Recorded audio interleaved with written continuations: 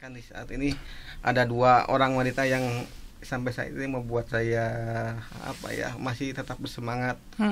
Yang pertama ibu saya, yang kedua istri saya ya. Ya tahan intinya terus mendoakan saya supaya saya sehat, saya bisa panjang umur ya. Karena tanpa ada 2 orang tersebut mungkin saya sudah tidak ada lagi di dunia ini. Jadi istri itu umurnya beda berapa tahun, Pak? Beda 4 tahun. 4 tahun. Jadi selama ini tuh istri yang terus ngedampingin ya, Pak? Betul. Jadi istri yang saya kasihan sekali sama istri saya.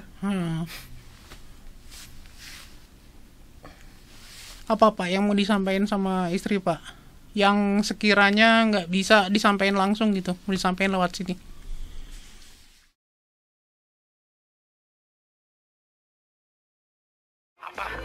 Berarti ulang tahunnya tanggal berapa? Tanggal 31 Desember 2006. Berarti umurnya sekarang berapa? 13 tahun. Tukang ngegas, menyebalkan, cerewet, dan bordes. Bersepiten.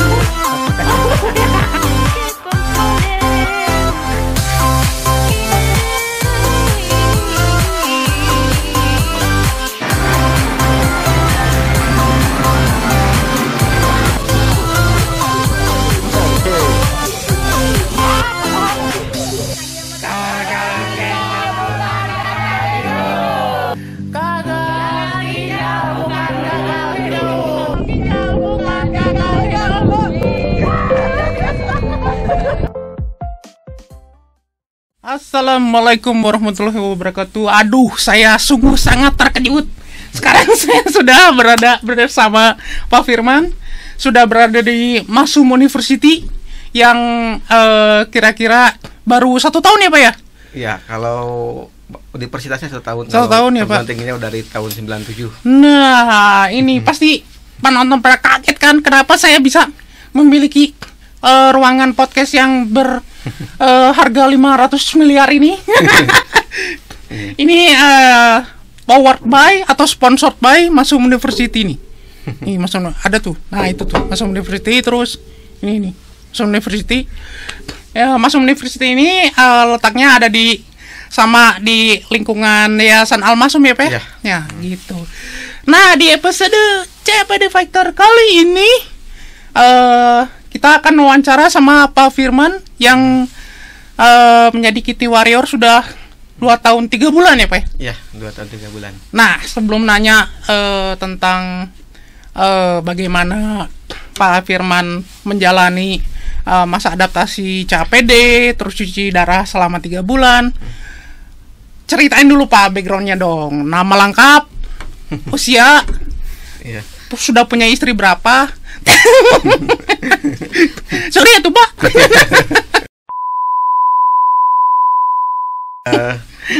Nama lengkap Firman Hamdani.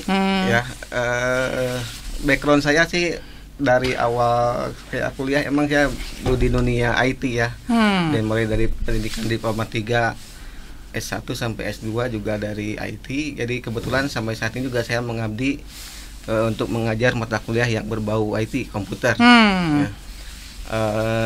Kemudian saat ini usia kurang lebih 37 tahun lah.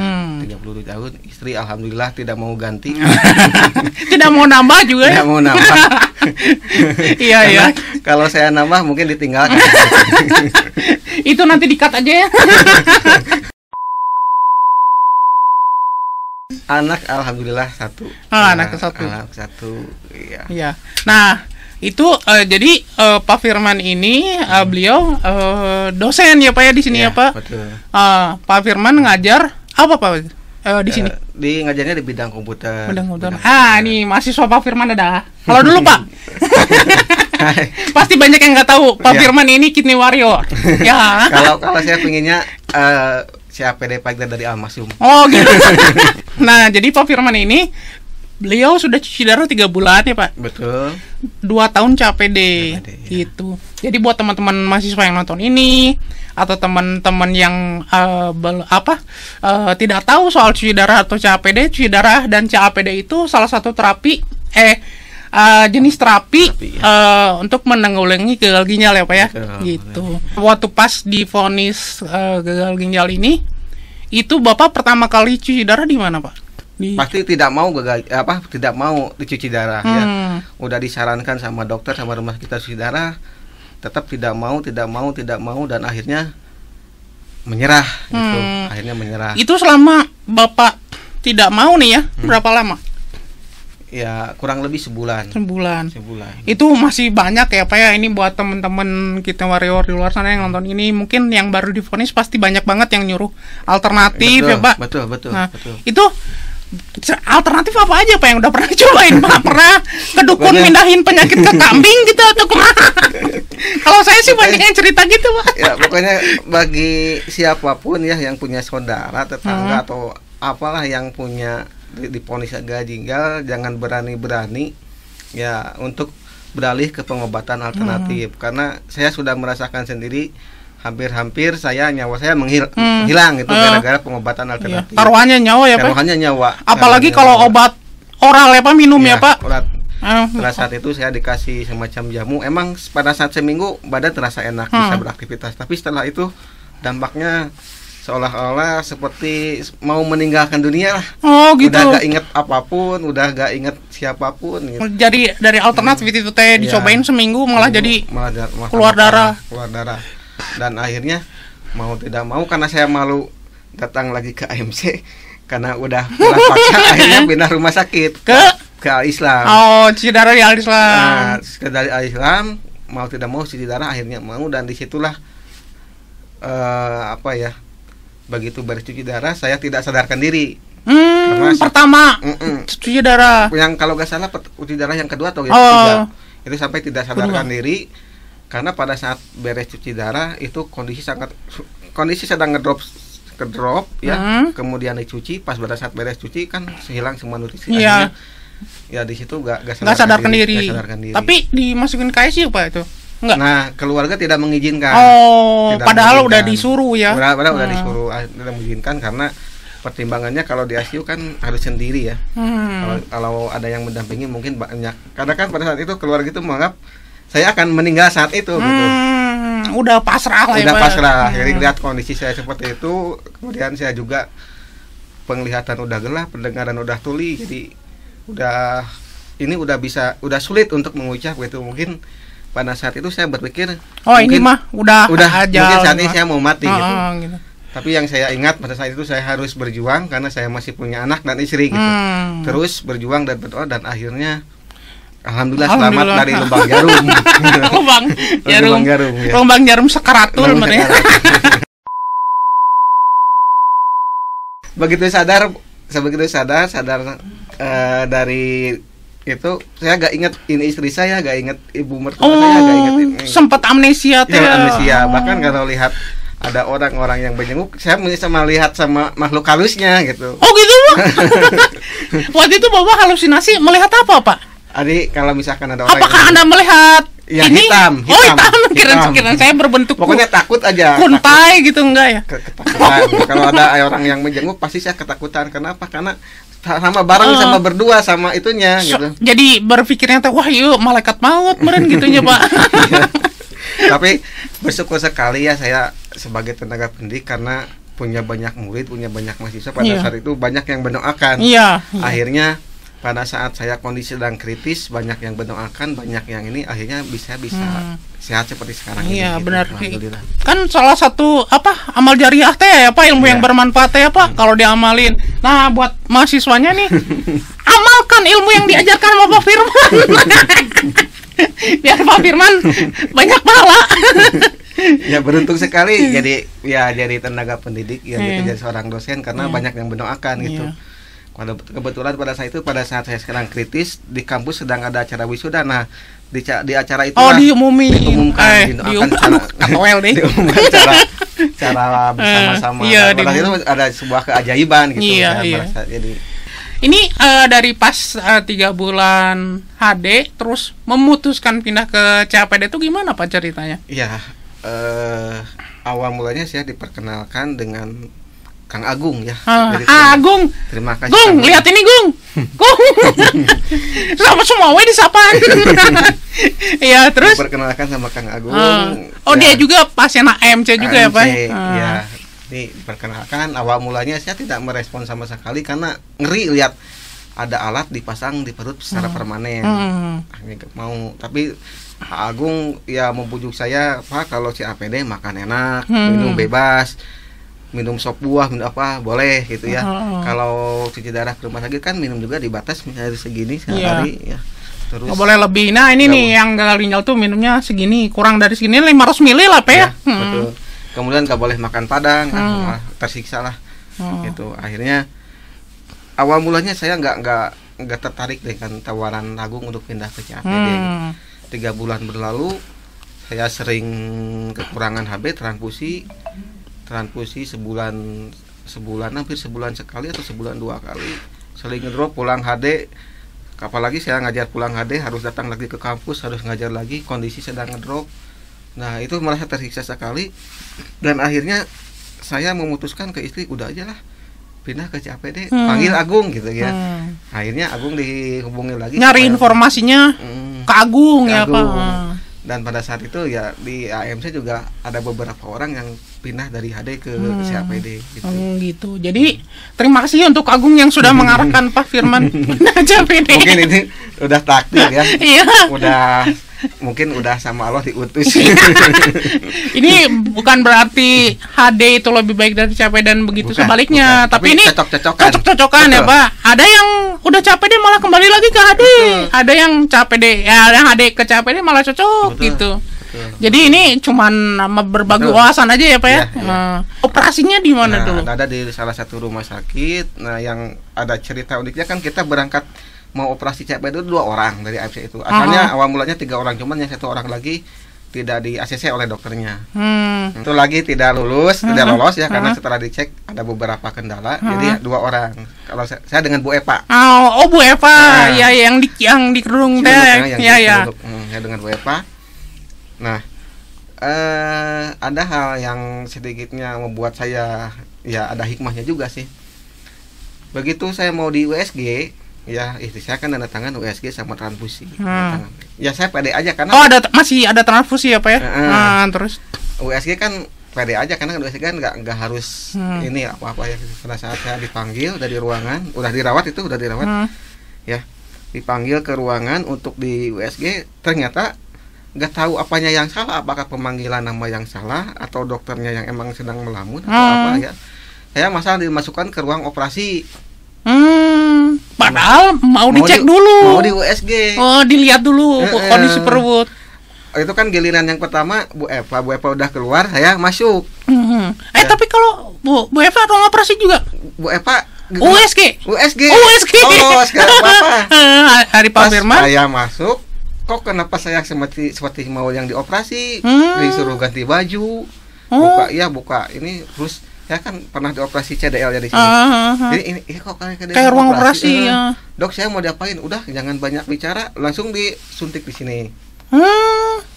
Jangan banyak bicara. Oh, saya ini kok kayak dioperasi katanya. Kalau saya bilang malah dimarahin. Ya udah, saya diam aja pasrah sampai saya nangis. Pas udah beres, udah ada selang di sini. Di sini. Udah jadi. Nah, ada si Agung mah di dia, orang di dia. Kan itu CDL untuk akses cuci darah ya Pak. Padahal kan dari awal saya udah nggak mau dipasang CDL, udah nggak mau, udah istri juga wanti-wanti, awas kalau dipasang CDL bilang nolak gitu, nggak mau. Saya harus bilang apa sama istri gitu ya. Aduh, gimana? Saya nggak bisa ngomong apa-apa. Sampai-sampai saya ya nangis gitu. Begitu istri saya lihat saya masuk ruangan dipasang CDL, akhirnya di situ ramailah dengan perawat. Ribut ya. Dan jangan-jangan yang tadi tanda tangan istri bacanya kurang detail gitu. Enggak. Itu saya awal mulanya si dokternya datang menjelaskan kalau mau operasi CAPD harus pasang dulu CDL. Kemudian istri saya membalikan. Saya tidak pernah menandatangani untuk persetujuan pemasangan CDL. Saya berangkat dari AMC 2 orang kata di saya teh. Kata istri bapak. Temannya nggak diapa-apain, biasa aja. Terus kan akhirnya dapat pembelaan dari perawat ruangan. Akhirnya merasa tersudutlah si dokter itu. Tapi tetap walaupun merasa tersudut dia tidak mengakui kelalaiannya. Dan pada akhirnya karena keluarga saya emosi ya. Tadinya kemudian dari pihak kampus juga mau mengutus ya pihak kampus dari sini ya mengutus ya orang hukum, tapi saya tidak mau. Kenapa saya tidak mau? Saya pengennya damai. Kenapa saya tidak mau? Karena kan posisi saya mau dioperasi ini belum beres ini. Capek kapan mau beresnya? Ya udahlah, akhirnya teh udah lah gitu. Akhirnya kan datanglah kepala rumah sakitnya kalau nggak salah. Kepala rumah sakitnya sampai datang ya Pak. Datang.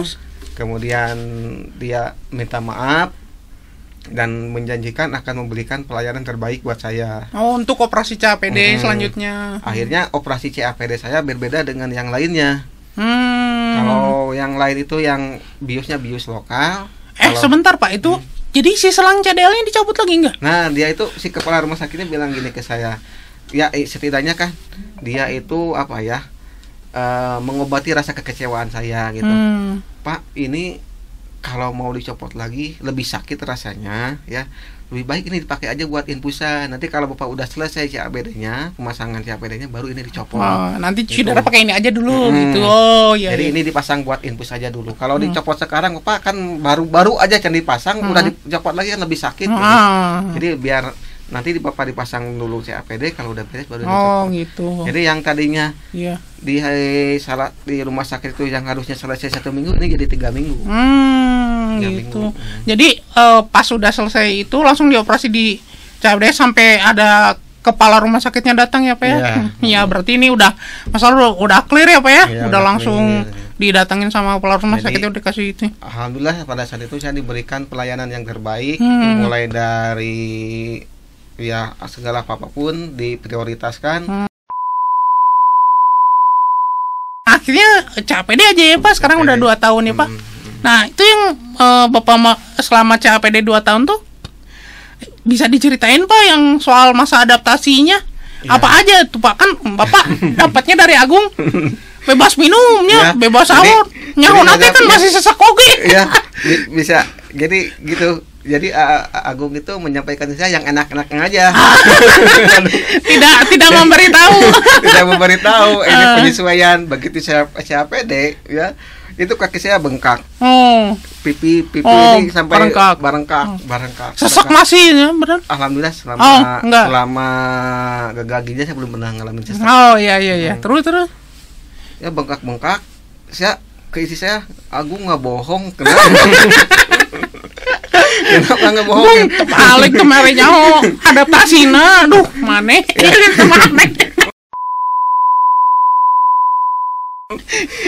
Titit terus. Kenapa gitu? Katanya kena ikut jadi bengkak-bengkak ini, bengkak-bengkak, jadi pipi bengkak-bengkak. Kalau berdiri bengkaknya pindah ke bawah, kalau tidur ke atas ke muka. Ya, gitu. Yang pertama bengkak-bengkak. Yang kedua badan menggigil. Begitu mau ngeluarin cairan sakit di sini. Masukin menggigil, kuat dingin menggigil. Yang ketiganya diare. Diare sampai ya pas pada saat pelatihan karena diare nginep di sana gitu. Ya. Terus udah ngelewatin masa adaptasi itu kira-kira berapa bulan Pak masih sesak? Adaptasinya kurang lebih 3 bulanan lah. 3 bulan 7 bulan baru kerasa enak, makan enak, semua ya tidur enak gitu ya. Aktivitas juga ini dan alhamdulillah transfusi juga baru sekali kalau nggak salah selama 2 tahun teh. Selama CAPD. Kalau beda dengan HD. Iya, sekarang HB terakhir berapa, Pak? HB kemarin terakhir 9. Pernah nyampe bertahan di angka 12 gitu. Sekarang terakhir 9 ya, Pak. Pada saat dia mengajar saya harus ganti cairan atau pada saat ini itu ya kendalanya sih. Nah, kalau misalnya di sini ganti cairannya gimana, Pak? Aman tapi alhamdulillah aman lah. Saya melihat ini kampusnya sungguh sangat bagus, standar antariksa. Bukan internasional lagi nih, sudah luar angkasa standarnya. Bagus. Jadi emang kampusnya emang nyaman ya Pak ya. Iya. Jadi ya saya juga nggak mungkin sih, kayaknya nggak ada tempat buat ganti cairan ya Pak. Iya. Gitu. Apa yang mau disampaikan buat para kitten warrior yang Cidara atau yang CAPD gitu? Mau disampaikan pesan-pesan penting supaya mereka lebih semangat gitu Pak. Ya ini walaupun wawancaranya tentang gambaran Pak Firman ber-CAPD dan Cidara, tapi setidaknya ada yang bisa diambil, yaitu Pak Firman masih tetap semangat ya Pak. Ya, masih tetap beraktivitas. Tetap membagikan ilmunya sebagai pengajar. Kemarin hari guru Pak, selamat lu. Ya. Terus ada yang mau disampaikan Pak? Ya, jadi pada intinya buat teman-teman seperjuangan ya, jangan tetap aja berkarya. Jadi jangan sampai begitu kita diponis gaginya udah off aja, tidak beraktivitas. Ya, justru dengan tidak beraktivitas kita malah semakin ngedrop. Kita harus beraktivitas, tetap berkarya, apapun yang background kita yang kita miliki, yang wirausaha ataupun yang bekerja ya. Kalau udah bekerja berarti kita harus nyari alternatif lain supaya kita terus beraktivitas. Benar. Dan yang kedua yang saya rasakan, kita jangan hindari supaya jangan sampai orang-orang yang kita cinta itu jauh dari kita. Ya, kalau saya sih yang penyemangat hidup pasti anak istri. Ya. Jangan jauh seperti itu. Pak, saya belum punya istri Pak. Nanti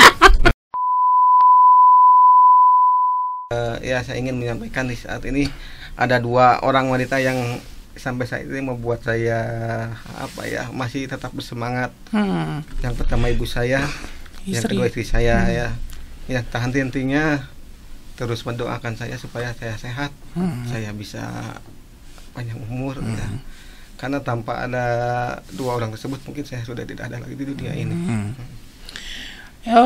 Jadi istri itu umurnya beda berapa tahun Pak? Beda 4 tahun. 4 tahun. Jadi selama ini tuh istri yang terus ngedampingin ya Pak? Betul. Jadi istri yang ya saya kasihan sekali sama istri saya. Apa Pak yang mau disampaikan sama istri Pak? Yang sekiranya nggak bisa disampaikan langsung gitu, mau disampaikan lewat sini.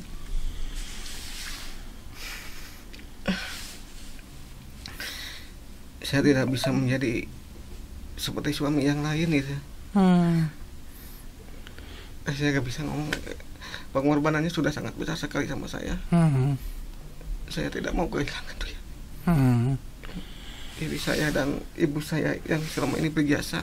Iya. Sehingga saya lepas dari lubang jarum. Iya.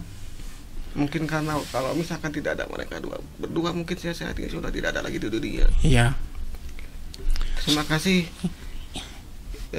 ibu, mama yang selama ini telah mendoakan saya sehingga saya saat ini masih bisa merasakan rasanya hidup, rasanya sehat. Ya, bisa beraktivitas lagi seperti biasanya. Iya. Terima kasih jasa-jasanya yang selama ini tidak pernah lelah mendampingi ya, nganter kemana-mana, tidak pernah mengeluh, yang terus bersemangat, apapun rintangannya, apapun kendalanya terus bersemangat, tidak pernah menunjukkan rasa capek, tidak pernah menunjukkan rasa lelah, terus bersemangat ngasih motivasi buat saya tetap semangat untuk hidup. Terima kasih. Buat istri Pak, udah ya Pak? Udah paket. Saya kalau anak perempuan ya Pak ya? Laki-laki. Laki-laki. Ya, jadi buat teman-teman di sini juga bisa jadi media untuk nyampein yang nggak bisa langsung disampaikan ya Pak ya. Udah gak enak. Pak, minum dulu Pak. Ya. Aduh, saya jadi kebawa suasana dari nangis. Tenang atuh Pak. Justru tuh suara saya berubah lagi. Kenapa suara saya berubah? Dikat aja nanti. Nggak apa-apa lah. Ini memang ciri khas saya kan, suaranya berubah-ubah jadi kayak bangkong gini Pak. Nah, ini saya tutup dengan suara saya yang jadi kayak bangkong gini. Yang tadi udah gepeng kayak bancet. Sekarang Di episode CPD Factor kali ini, Pak Firman sudah berbagi cerita bagaimana beliau dari cuci darah, bangkitnya gimana, mencoba alternatif obat herbal ya Pak ya. Ya. Seminggu sehat, kemudian seminggu malah mau mati. Terus akhirnya cuci darah 3 bulan, ketemu Agung, CPD akhirnya mau dioperasi malah dipasang CDL. Tapi akhirnya sudah berdamai normal, akhirnya CPD 2 tahun sampai sekarang dan sehat ya Pak ya. Alhamdulillah. Alhamdulillah. Itu jangan lupa subscribe, like, komen. Kalau misalnya mau berkomentar, bertanya seputar tentang Pak Firman, tentang bagaimana menjaga keharmonisan dengan pendamping, bisa langsung kontak Pak Firman. Kontaknya nanti ada di kolom deskripsi. Terus gagal ginjal bukan gagal hidup. Dadah. Weh, saya mencari podcast.